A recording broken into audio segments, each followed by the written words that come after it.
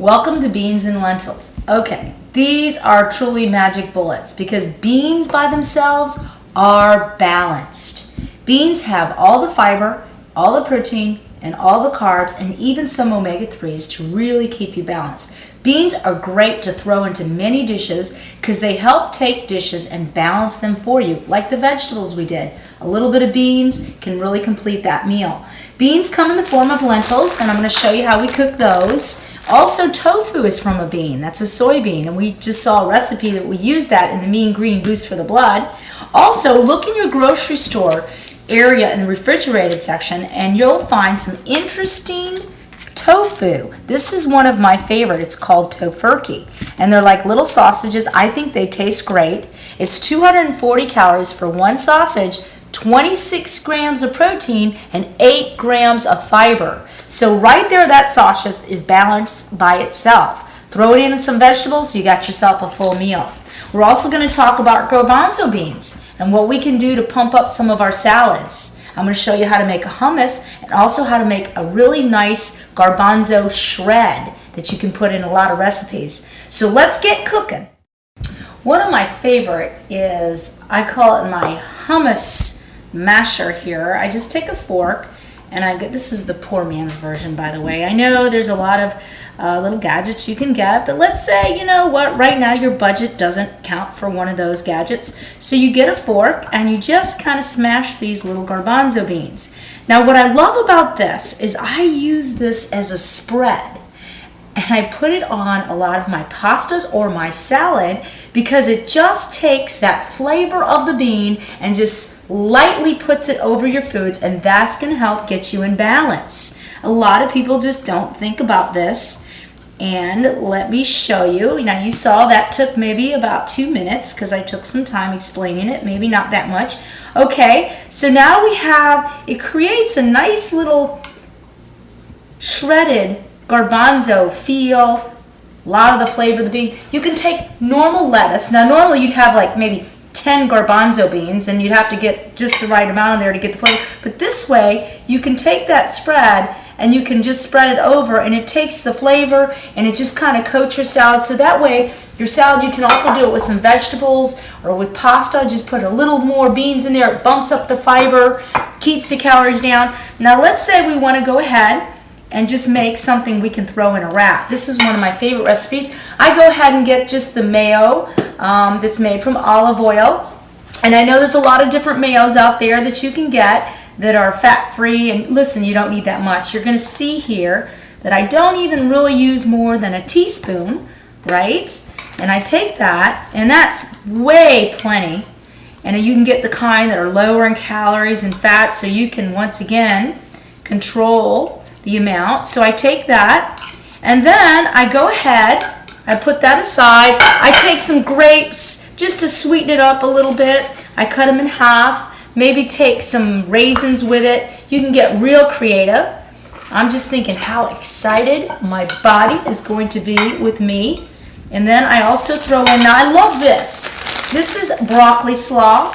And the reason I love it is it really can be put in so many things. I'm going to throw it in here. It's a lot more nutritious than lettuce, a lot more vitamins in there, and it can serve as a salad. And let me just show you what this looks like. Now you saw that didn't take any time at all, but I already did one real quick for you. Now isn't that a beautiful presentation? We've got the broccoli slaw, and I also threw some walnuts in there because you know 3 or 4 walnuts is your entire day's worth of omega-3. So might as well throw it in there because it really gives it a great flavor. You're getting extra nutrition. Look at that. Isn't that awesome? High fiber, a lot of nutrition, your omega-3, you got protein. This right here is a complete meal, and you're probably looking at less than 200 calories. This is a winner right here. Okay, since we know how terrific these beans are and how they can balance everything, what I do is I mix a lot of beans with my greens and even my pasta, because even the sauce from the beans can give it enough of a sauce to really carry you over. Now I like the chili bean variety because I kind of think it gives everything a little kick.